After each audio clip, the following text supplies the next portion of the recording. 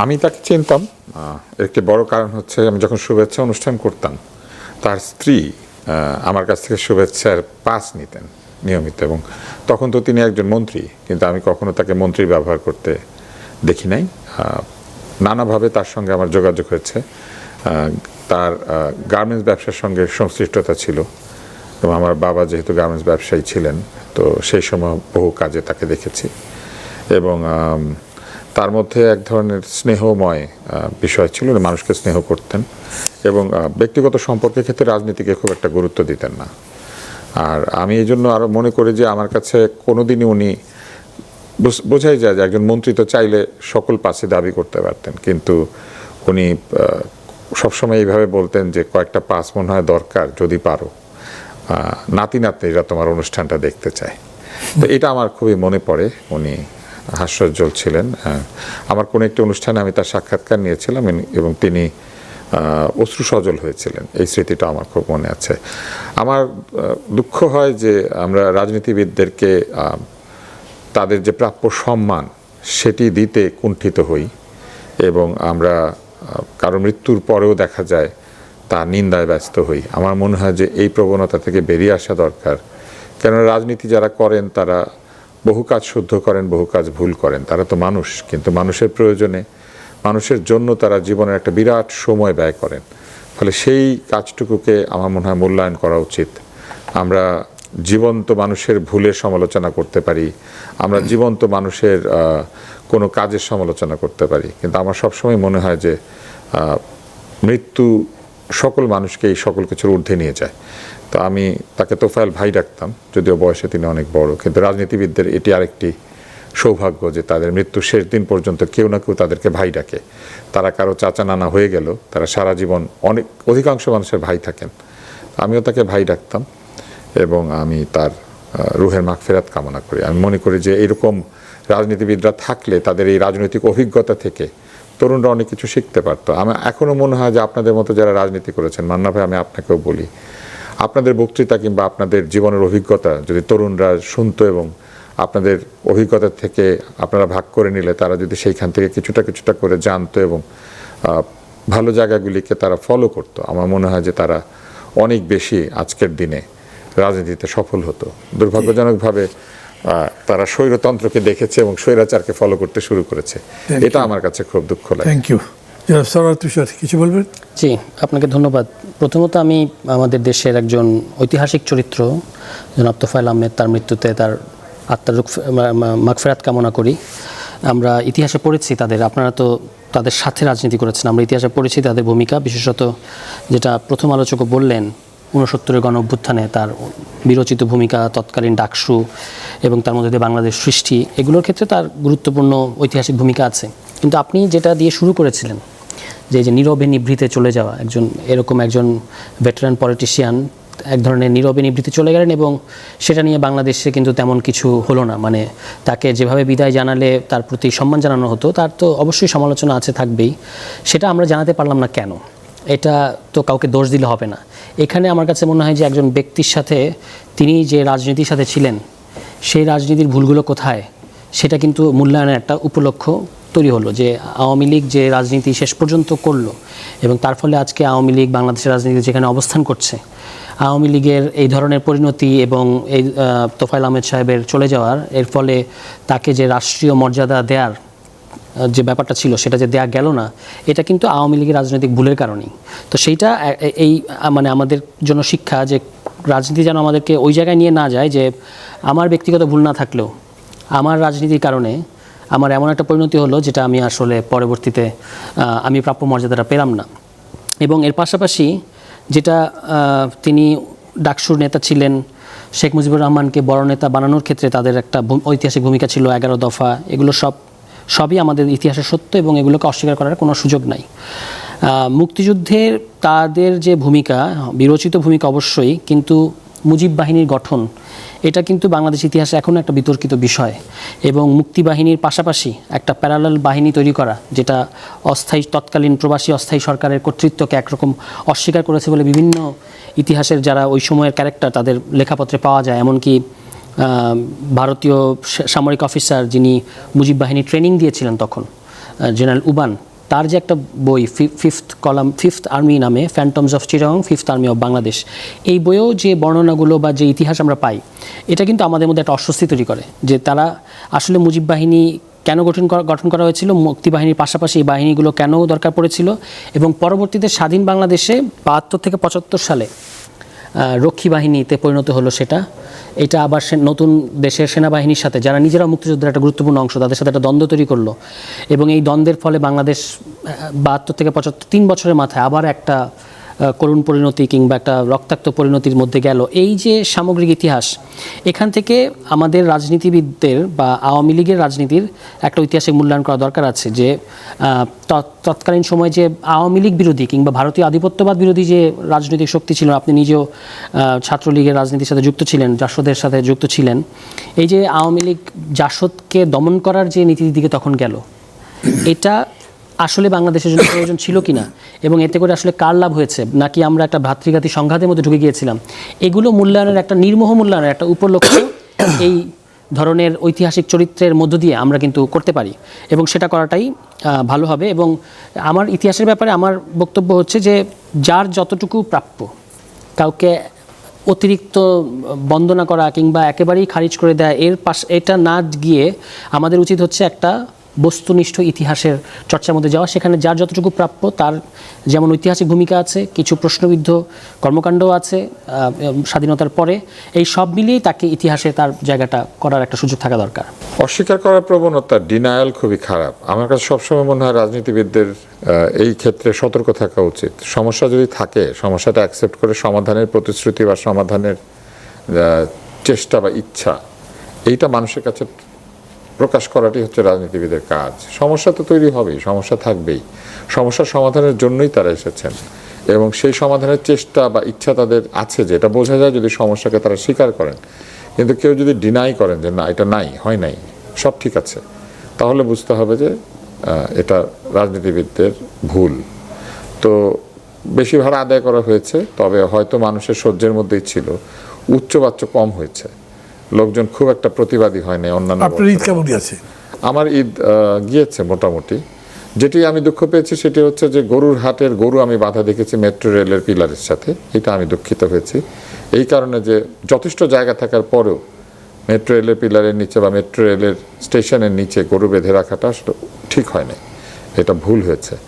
এবং সেইটিকে আবার বৃষ্টি পড়েছে তাই নিচে রেখেছি বা এই ধরনের কথা বলাটাও সঠিক হয় না। এটা আসলে আমার কাছে মনে হয়েছে যে অবহেলা এক ধরনের, এটার কোনো প্রয়োজন ছিল না, কিন্তু তারপরেও হয়েছে আর কি। এবং এটা হওয়াতে ওই রাস্তাটাতে যানজট তৈরি হয়েছিল, আর বিরাট সমস্যা তৈরি হয়েছিল। আবর্জনা পরিষ্কারের ক্ষেত্রে সিটি কর্পোরেশন, আমি যদি ঢাকায় থাকি, ভালোই কাজ করেছে। একটা বিষয় মনে রাখতে হবে যে এই ঈদটা 3 দিনের কোরবানির ঈদ, ফলে আপনি হয়তো আগের দিন রাতে সমস্ত আবর্জনা পরিষ্কার করেছেন, কিন্তু দ্বিতীয় দিনে যারা কোরবানি দিয়েছে বিভিন্ন স্পটে, কারণ দ্বিতীয় দিনের কোরবানিগুলি সারা ঢাকা শহরে হয় না, তো এইসব ক্ষেত্রে বিভিন্ন স্পটে দেখা গিয়েছে যে ময়লা ফেলে দিয়ে গেছে লোকজন। ময়লা ফেলার জন্য city কর্পোরেশনগুলি lakh lakh bag, biodegradable bag সরবরাহ করেছে বিনামূল্যে। আমি যেমন পেয়েছিলাম 2টা, আমি সেই ব্যাগটা ব্যবহার করেছি। কিন্তু আপনি ময়লার ভাগাড়ে গেলেই দেখতে পারবেন যে এই ব্যাগগুলি আসলে কোথায়, এই ব্যাগের মধ্যে ভরে কেউ ময়লা ফেলেনি, ব্যাগগুলি রেখে দিয়েছে ভবিষ্যতে ব্যবহার করবো অন্য কোনো মূল্যবান আবর্জনা ফেলার জন্য। মানুষের যে এই অবিশ্বাসকারিতা, মানে এক ধরনের কার্যকারণ না বুঝে যে এক ধরনের কাজ তারা করেন, এইটা খুব কষ্টকর হয়েছে। কারণ এত ব্যাগ আমরা কোথাও কোনো ডাম্পের মধ্যে কোনো এরকম অনেক ব্যাগ, হলুদ ব্যাগ পাওয়ার কথা ছিল, বা যেসব রঙের ব্যাগ দেওয়া হয়েছে যেখানে সিটি কর্পোরেশনের সিল দেওয়া আছে, কোথাও দেখা যায় না। আর সিটি কর্পোরেশন ইলিকুইড এখনও এই ধরনের উচ্চ আবর্জনা যেসব দিনে তৈরি হয়, সেই সব দিনে পরিষ্কার করার জন্য তাদের যথেষ্ট পরিমাণে যানবাহনের অভাব আছে, ফলে এইটা হয়েছে। কিন্তু যেটা আমার কাছে মনে হয়েছে, একটা বিষয় ভালো লেগেছে যে মাননীয় প্রধানমন্ত্রী যেহেতু শহরের বাসিন্দা, উনি নগর দেখার জন্য বের হয়েছিল এবং আবর্জনা দেখলে তিনি উষ্মা প্রকাশ করেছেন, এটা ভালো এক ধরনের তদারকি। 2জনকে তো সাসপেন্ড করেছেন। কিন্তু ওই যে একটা বিষয় যে সাসপেন্ড হয়েছেন হয়তো, কিন্তু আসলে কোনো প্রশাসকের পক্ষে বা কোনো কারো পক্ষেই পুরো ঢাকা শহরে একেবারে নিশ্ছিদ্র ময়লা পরিষ্কার করা খুবই কঠিন, কারণ 3 দিনের ঈদ। এবং আরেকটা অদ্ভুত ব্যাপার আছে, সিটি কর্পোরেশনের ট্রাকগুলির মধ্যে কিছু ট্রাক আছে যাদের খোলা আর কি, এবং সিটি কর্পোরেশনের কিছু ডাস্টবিন আছে যেগুলি হচ্ছে রাস্তার উপরে রাখে, যেখানে মূল ট্রান্সফার স্টেশন নাই, সেখানে বড় বড় কতগুলি লোহার ডাস্টবিন আছে যেগুলিকে পেছন থেকে ক্রেন দিয়ে তুলে ট্রাকের উপরে বসানো হয়। এগুলি তোলার সময় ওইখানে যে ময়লা তোলা হয়েছিল ওগুলো আবার বাইরে পড়ে, যেতে যেতে এগুলো আবার ময়লা ছিটাতে ছিটাতে যায়। আজকেও আমি ঢাকা শহরে দেখেছি রাস্তার উপরে এরকম হয়েছে সিটি কর্পোরেশনের ট্রাক। এই উন্মুক্ত ট্রাকগুলি খুব অসুবিধাজনক, ফলে ঝামেলা আছে। তবে আমার কাছে মনে হয়েছে যে অতি কথনের যে কথাটি বলেছেন, কিছু কিছু জায়গাতে আসলে মানে কিছু কিছু কথা হয়েছে যে যেমন কোনো অস্বস্তি নাই, কোনো দাম বেশি না, বাড়া দেওয়া অস্বস্তি এগুলো আছে, বলার দরকার অস্বস্তি কি? আছে, অস্বস্তি ছিল, কিন্তু অস্বস্তিবিহীন বাংলাদেশ এত দ্রুত যদি কেউ উপহার দিতে পারবেন বলে মনে করেন বা পারা যাবে বলে মনে করেন, সেটা সঠিক না। নিশ্চয়ই অস্বস্তিবিহীন বলছেন। বাংলাদেশ উপহার দিতে গেলে একটা দীর্ঘ পরিকল্পনার দরকার আছে এবং ধীরে ধীরে one step at a time এইভাবে আসলে অস্বস্তিবিহীন বাংলাদেশ দেওয়া যাবে। এক রাতের মধ্যে অস্বস্তিবিহীন বাংলাদেশ জি। উপহার দেওয়া খুব কঠিন। সরোয়ার তুষার, আপনার ঈদ এবার- কেমন গেল? ইয়াং ম্যান, ব্যক্তিগতভাবে আপনার ঈদ তো ভালো যাওয়ার কথা। হ্যাঁ, ব্যক্তিগতভাবে খারাপ যায় নাই। গ্রামে গেছি, গ্রামেও দেখলাম যে সার্বিক পরিস্থিতিটা কি সেখানে। যেটা যে আলোচনাটা ওইটাতে বলি যে অস্বস্তি মানুষের বা ভোগান্তি শতভাগ দূর করা যাবে, এটা হয়তো যাবে না, কিন্তু সরকার বা প্রশাসনের কাজ হচ্ছে যতটা সম্ভব এটাকে মানে কমিয়ে আনা, মানুষের ভোগান্তি এবং অস্বস্তিগুলো যেন কমতে থাকে বা কমার মতো পরিস্থিতি তৈরি করা। এবং এই জন্য সরকারি সিদ্ধান্ত এবং সিদ্ধান্তহীনতা দুটেই কিন্তু মানুষের জীবনে প্রভাব ফেলে। কী সিদ্ধান্ত আপনি নিচ্ছেন এবং কী সিদ্ধান্ত আপনি নিচ্ছেন না।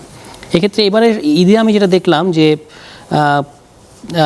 দুটো জিনিসে শোচনীয় ধরনের ব্যর্থতা আছে সরকারের। একটা হচ্ছে বর্জ্য ব্যবস্থাপনায়, হাট ব্যবস্থাপনায় এবং ঈদ যাত্রায়। এই জায়গায় কিন্তু সরকার যে বিশেষত যিনি ঈদ যাত্রার ক্ষেত্রে যিনি দায়িত্বপ্রাপ্ত মন্ত্রী, তিনি গত ঈদেও আমরা দেখেছি তিনি আসলে সকল দোষ যাত্রীদের দেন। সাধারণত তিনি বলে থাকেন যে যাত্রীরাই বেশি ভাড়া দিয়ে যেতে চায় বা যাত্রীরা আগের চেয়ে কম ভাড়া দিচ্ছে, এরকম অভিযোগ তিনি করেছেন, যেটা বাস্তবতার সাথে মিল নাই। এবার তিনি যে কথাটা বলেছেন সেটা হচ্ছে যাত্রীরা যদি, বিশেষত ট্রেনের ক্ষেত্রে যাত্রীরা যদি পরে আসে, এটা সরকার কি করবে বা রেল কি করবে? অথচ আমরা দেখলাম বিভিন্ন যাত্রীদের প্রতিক্রিয়া যে যারা টিকিট কেটেছে তারা কিন্তু উঠতে পারছে না, ট্রেনে দাঁড়িয়ে আছে, উঠতে পারছে না। হ্যাঁ, তো এই সমস্ত ক্ষেত্রে যেটা পরিস্থিতি বা সিচুয়েশন স্বীকার না করার একটা প্রবণতা এবার আমরা দেখলাম। এবং মন্ত্রী মহোদয় গত 2 ঈদেই কিন্তু মানে বিলো দি অ্যাভারেজ পারফর্ম করেছেন।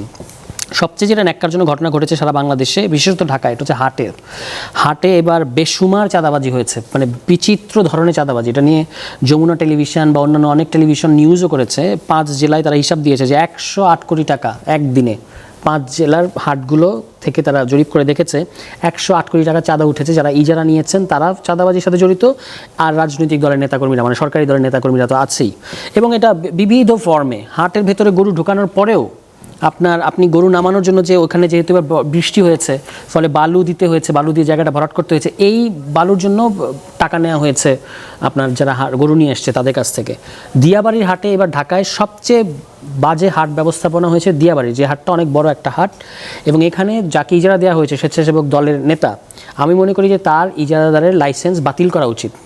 আমি দেখলাম যে সিটি কর্পোরেশনের পক্ষ থেকে এটা বলা হয়েছে যে যারা এবার নানা ধরনের অপকর্ম করেছে ইজারাদারদের মধ্যে, তাদেরকে কালো তালিকাভুক্ত করা হবে এবং 1 নম্বর কালো তালিকাভুক্ত করা উচিত এই ইজারাদারকে। কেন?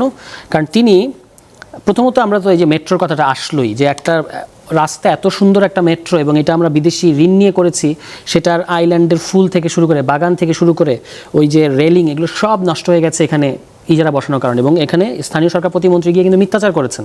তিনি বলেছেন এটা বৃষ্টির কারণে এসছে, কিন্তু স্বেচ্ছাসেবক দলের ওই নেতা কিন্তু বলেছেন আমি এখানে ইজারা নিয়েছি, মানে সিটি কর্পোরেশনের জন্য টাকা নিয়েছে।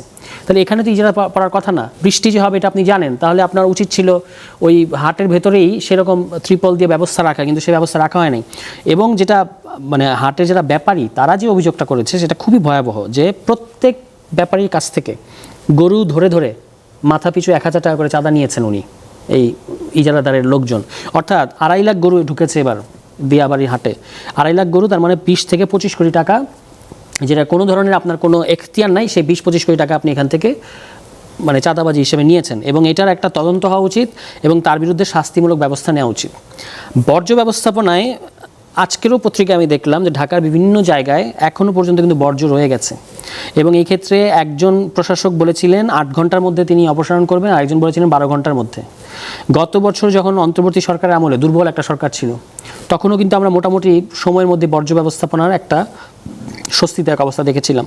এবার এই 2 প্রশাসক কিন্তু সম্পূর্ণভাবে এখানে ব্যর্থ হয়েছেন। আপনি 2 কর্মকর্তাকে অপসারণ করলেন, কিন্তু এই কর্মকর্তারা তো অন্তর্বর্তী সরকারের ওই প্রশাসকদের অধীনে কাজ করেছিল, তখন কেন এই সমস্যা হয় না, এখন কেন হচ্ছে? কারণ হচ্ছে সার্বিকভাবে যখন আপনি, যেমন একটা জিনিস বর্জ্য ব্যবস্থাপনার মানে বর্জ্য থেকে যাওয়ার একটা বড় কারণ, এবার অদ্ভুত একটা ঘটনা ঘটেছে বাংলাদেশের ইতিহাসে সম্ভবত প্রথমবার, যে সিটি কর্পোরেশনের কর্মচারীরা যাদেরকে বিভিন্নভাবে ওই চুক্তিভিত্তিক নিয়োগ দেওয়া হয় এবং রাজনৈতিক বিবেচনা নিয়োগ দেওয়া হয়, তারা আসলে মানুষের কাছ থেকে মাংস চাঁদাবাজি করেছে। বাড়িধারার নিয়ে নিউজ হয়েছে যে আপনার ওখানে যখন যারা গেছে তারা বলেছে মাংস না দিলে আমরা এখান থেকে বর্জ্য সরাবো না, এবং এটা অনেক জায়গায়। তার মানে প্রশ্নটা আরও গভীর, যে যেখানে বর্জ্য সরে গেছে সেখানে কি আপনারা চাঁদাবাজি করেছেন, এটা তো আর কেউ ধরলো না। নিশ্চয়ই সেখানে এই ধরনের ঘটনা ঘটেছে। একটা জায়গায় চাঁদাবাজির মানে লেনদেনটা হয় নাই বলে বর্জ্যগুলো থেকে গেছে, সেটা নিয়ে রিপোর্ট হয়েছে। তো যেগুলো আপনার সরে গেল বর্জ্য, সেখানে কী ঘটনা ঘটেছে? এই যে মাংস চাঁদাবাজি পর্যন্ত, আমরা একটা ধর্মীয় উৎসবকে এই জায়গায় নিয়ে গেলাম, এটা অত্যন্ত ন্যাক্কারজনক, এবং এই দলের এই লোকদের এই খাই স্বভাব, এটার বিএনপিকে লাগাম টানতে হবে। এটা একেবারে একটা মানে ভয়ঙ্কর অবস্থায় চলে গেছে সারা দেশে। হাটগুলোতে এবার আমরা এটা চূড়ান্ত একটা ইয়ে দেখলাম, এবং সবচেয়ে বড় যেটা, সারা দেশে বিএনপির লোকজন ছাড়া কেউ হাট পেল না, মানে ওপেন বিডিং হলো না, এবং সরকার এখানে আপনার রাজস্ব হারিয়েছে অনেক। যেমন কেরানীগঞ্জের আপনার একটা উদাহরণ আমি দেখলাম পত্রিকায়, ওখানে 9টা হাট বসেছে। সেই 9টা হাটে গত বছর যা আপনার ইজারার মারফতে যে আপনার রাজস্বটা সরকার পেয়েছিল, তার চেয়ে এবার 2 কোটি টাকা কম পেয়েছে এই রাজনৈতিক বিবেচনা দেওয়ার কারণে। চিটাংয়ে মেয়াদ উত্তীর্ণ মেয়র সাহেব 5টা হাট, বড় বড় হাট, তার দলীয় নেতাকর্মীদেরকে কোনো রকম বিডিং টিডিং ছাড়া দিয়ে দিয়েছেন। 300 ফিটের হাটের ক্ষেত্রে এই ধরনের অভিযোগ আছে। সারা বাংলাদেশে এই হাটগুলোর ক্ষেত্রে এই অভিযোগগুলো আছে, অর্থাৎ সরকার রাজস্ব হারিয়েছে।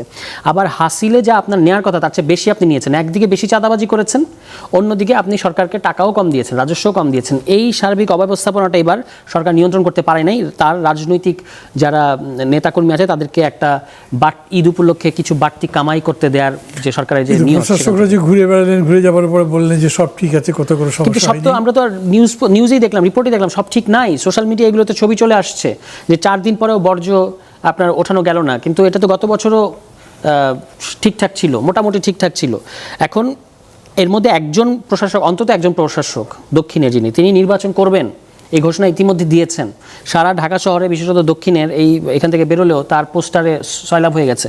তার মনোযোগ ওইদিকে বেশি সামনে নির্বাচনে, এবং তিনি কোরবানি নিয়েও কিন্তু আপত্তিকর মন্তব্য করেছেন। তো এই সার্বিক দিক থেকে এখানে দরকার ছিল একজন খুবই স্কিলড এবং যিনি সিটি কর্পোরেশনের মেয়র পদমর্যাদার প্রশাসক হিসেবে দৌড়াতে পারবেন, প্রচুর ছুটতে পারবেন এক জায়গা থেকে আরেক জায়গায়, তাকে এখানে নিয়োগ দেওয়া দরকার ছিল। কিন্তু যেহেতু বিএনপি এই নিয়োগগুলো এক ধরনের প্রাইস পোস্টিং হিসেবে নিয়েছে, যে যাকে মানে এমপিত্ব দিতে পারে নাই কিংবা যাকে একটা আসনের টিকিট দিতে পারে নাই তাকে এই সমস্ত জায়গায় বসানো। আপনি জেলা পরিষদের প্রশাসকদের দেখেন, সারা বাংলাদেশে জেলা পরিষদে যারা প্রশাসক হয়েছে তারা হয় নির্বাচনে হেরেছে, তাদেরকে ওখানে দেওয়া হয়েছে, অথবা তারা নির্বাচনে মনোনয়ন পায় নাই, তাদেরকে দেওয়া হয়েছে। এই ধরনের বিবেচনা যখন আপনি দেন তখন জবাবদিহি কমে আসে। এটা কিন্তু খুব সহজেই আমরা যেহেতু প্রধানমন্ত্রীর যে অ্যাটিচিউডটা দেখি যে উনি একটা আধুনিক স্মার্ট গণতান্ত্রিক বাংলাদেশ গড়ে তুলবেন, এটার সাথে সঙ্গতিপূর্ণ হতো যদি আপনি একটা সার্চ কমিটি করতেন। একটা সার্চ কমিটি করে এই নিয়োগ, সেখানে আপনার দলের লোক আসতে পারতো, দলে যে কোনো যোগ্য লোক নাই তা তো না, কিন্তু একটা সার্চ কমিটির মাধ্যমে যদি আপনি জেলা পরিষদের প্রশাসক এবং সিটি কর্পোরেশনের প্রশাসকগুলো বসাতেন তাহলে এটা অনেক বেশি গ্রহণযোগ্য হতো। কিন্তু সবখানে আপনি আপনার মাইম্যানদের বসিয়েছেন বলে অভিযোগ আছে, এবং স্থানীয় সরকার প্রতিমন্ত্রী এই ক্ষেত্রে প্রধানমন্ত্রীর বন্ধু হিসেবে তিনি কিন্তু এই বিশৃঙ্খলাগুলো আরও বাড়িয়ে চলেছেন। চট্টগ্রামে যখন জলাবদ্ধতা হলো এই কিছুদিন আগে, উনি গিয়ে বললেন যে এগুলো কোনো জলাবদ্ধতা না, এটা হচ্ছে সাময়িক সময়ের জন্য এখানে পানি আটকে গেছে। এই যে অস্বীকার করা, এখানেও কিন্তু দিয়াবাড়ির ক্ষেত্রেও তিনি একই কথা বলেছেন যে এটা আসলে বৃষ্টির কারণে এখানে এসছে। তাহলে এখন সঙ্গতিপূর্ণভাবেই প্রশ্নটা আসবে, যেটা ওই সড়কমন্ত্রী বলেছেন যে সিটি কর্পোরেশন এখানে ইজারার টাকা নিয়েছে, তাদেরকে জিজ্ঞেস করেন।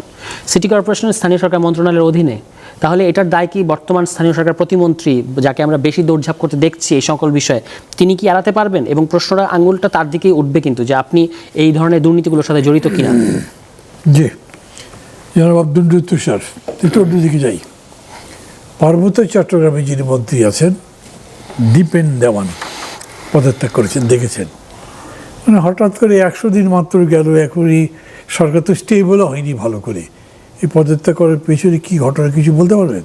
পেছনের ঘটনা জানি না, তবে আমি বিষয়টা নিয়ে এক ধরনের শঙ্কিত হয়েছি। শঙ্কিত এই কারণে যে আমার কাছে মনে হয়েছে তার এই শারীরিক দুর্বলতা কিংবা স্বাস্থ্যহীনতার যে কারণ দেখিয়েছেন। অজুহাতটি তিনি দেখিয়েছেন, আমার কাছে মনে হয়েছে যে এইটা প্রশ্নবোধক। এই কারণে যে মন্ত্রী কি সংসদ সদস্যের চেয়ে বেশি ব্যস্ত থাকেন, আমি সেটা মনে করি না। সংসদ সদস্য বছরে 365 দিন তার এলাকাতে তার খোঁজ রাখতে হয়। মন্ত্রী দু একটি দিন ছুটি ছাটাও পান, কিন্তু সংসদ সদস্যকে কিন্তু অনেক বেশি পরিমাণে ব্যস্ত থাকতে হয়। ফলে যদি তার শরীর অসুস্থই হবে তাহলে তো সংসদ থেকে পদত্যাগ করা উচিত, শুধু মন্ত্রিত্ব থেকে কেন। আর পার্বত্য মন্ত্রী হিসেবে পার্বত্য অঞ্চলে অনেক বেশি দায়িত্ব পালন করতে হয়, ব্যাপারটি তাও নয়। সরকার ওই পার্বত্য অঞ্চলে অনেক বেশি মনোযোগী, বাংলাদেশের সকল সরকারি মানে একটা বড় সময় ধরে। আমার কাছে মনে হচ্ছে এখানে অন্য কোনো কারণ থাকতে পারে। এই কারণ হয়তো সাংবাদিকরা আবিষ্কার করে ফেলবেন, কিন্তু আমার কাছে মনে হয়েছে যে অসুস্থতা যদি অজুহাত হয় তাহলে অসুস্থতার জন্য মন্ত্রিত্ব ছেড়ে দিলে অসুস্থতার জন্য সংসদ সদস্য পদ ছেড়ে দেওয়ার একটা অবস্থা তো তৈরি হওয়ার কথা, কিন্তু সেটা তো আর হয় নাই। উনি অসুস্থ অবস্থায় সদস্য থাকতে পারবেন সংসদের, কিন্তু মন্ত্রিত্ব পালন করতে পারবেন না। সেটা এদিকে দেখেন আবার এই যে স্বরাষ্ট্রমন্ত্রী সীতাকুণ্ডীকে বক্তৃতা করলেন না, আর কোনো অভয়ারণ্য থাকবে না, সন্ত্রাসীদের জন্যে কোনো অভয়ারণ্য থাকবে না। কিন্তু ঘটনা তো ঢাকাতেও দেখছেন মোহাম্মদপুরে অস্ত্র থেকে ছিনতাই করা হচ্ছে। সলিমপুরের বিষয়টা খুবই অদ্ভুত, যে একেবারে ক্যান্টনমেন্টের মতো একটি অবস্থা, যেখানে কিনা তারা যুদ্ধ করে, লড়াই করে, সন্ত্রাসীরা একেবারে সেই জায়গাটিতে মানে বিষয়টা কি গভর্নমেন্ট কি পাচ্ছে না ফোর্টিফাই নাকি? করেছে, মানে জায়গাটিকে তারা এক ধরনের ফোর্ট হিসেবে, দুর্গ হিসেবে তৈরি করেছে সলিমপুরের জঙ্গলকে। তো এটা তো খুবই অ্যালার্মিং। এটা তো এরকম অভয়ারণ্য থাকা বাংলাদেশে কোথাও উচিত না। কিন্তু একটা সময় আমরা শুনতাম সুন্দরবনও এরকম একটি অবস্থা আছে, সেখানে দস্যুরা লুকিয়ে থাকে এবং তারা বাংলাদেশের আইন শৃঙ্খলা সেটাকে তোয়াক্কা করে না। আমরা পার্বত্য অঞ্চলে শুনেছি দস্যুরা থাকে জঙ্গলের ভেতরে এবং তারাও সেখানে আইনের কোনো তোয়াক্কা করে না। আর সলিমপুর একেবারে লোকালয়ের কাছে, সীতাকুণ্ড তো আর এমন অঞ্চল নয় যে দুর্গম এলাকা, সেইখানে এরকম একটা ঘটনা ঘটেছে। তবে আসলে আর কোনো সন্ত্রাসীদের অভয়ারণ্য থাকবে না এটা যদি বলেন, আজকে যখন আমি এখানে আসছিলাম এই স্টেশনে, তখন গাড়ির চালক আমাকে দেখাচ্ছিলেন যে শ্যামলী সিনেমা হলের একটু সামনেই দুজন ছিনতাইকারী প্রকাশ্যে একটি গাড়িতে তারা ছিনতাই করার চেষ্টা করছিলেন। তো যদি সন্ত্রাসীদের অভয়ারণ্য সারা বাংলাদেশ হয়ে যায় কোনো কারণে, তাহলে তো আর আলাদা করে অভয়ারণ্যের প্রয়োজন নাই। তো সেই ঘটনাটা একদম চোখের সামনে দেখেছি। ড্রাইভার দেখাচ্ছিলেন, বলছিলেন যে তারা সফল হলো না, কিন্তু তারা চেষ্টা করছিল ঠিক গাড়ির পেছনে দৌড়ে গিয়ে সেখানে ছিনতাই করার জন্য। এবং জ্যাম হলে, সড়কে যানজট হলে তারা এই কাজগুলি করেন, বিশেষ করে অটোরিকশা, সিএনজি কিংবা এই যে আজকালের ব্যাটারি রিক্সা, এইগুলিতে যখন যাত্রীরা থাকেন তারা নানাভাবে তাদেরকে হেনস্থা করেন, ছিনতাই করেন, ডাকাতি করেন এক ধরনের বলা যেতে পারে। তো যদি এই দিনে দুপুরে সবার চোখের সামনে ঢাকা শহরে এরকম অভয়ে তারা ঘোরাফেরা করতে পারেন, তাহলে তো আসলে আলাদা করে অভয়ারণ্যের দরকার নাই। একটা প্রশ্ন করি আপনার কাছে। গতকালকে প্রধানমন্ত্রী বলেছেন সামনে কঠিন গুরুত্বপূর্ণ সময়, হেসে খেলে গেলে দেশের ক্ষতি হবে।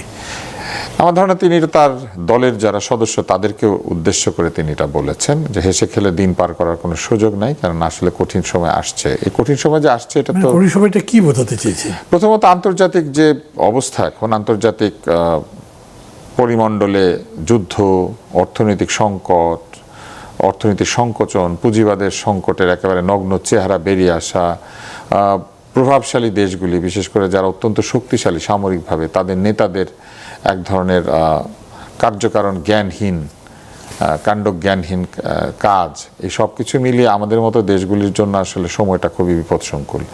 কেননা আমরা চলি কিছু হচ্ছে দানের টাকায় আর কিছু হচ্ছে পরিশ্রমের টাকায়। আমাদেরকে আমাদের দাতারা দান করেন, ঋণ দেন, অথবা স্বল্প সুদে, স্বল্প শর্তে আমাদেরকে সহায়তা করেন। আর অন্যদিকে আমাদের বিরাট জনগোষ্ঠী বিদেশে অত্যন্ত কঠিন পরিশ্রম করে রেমিটেন্স পাঠান।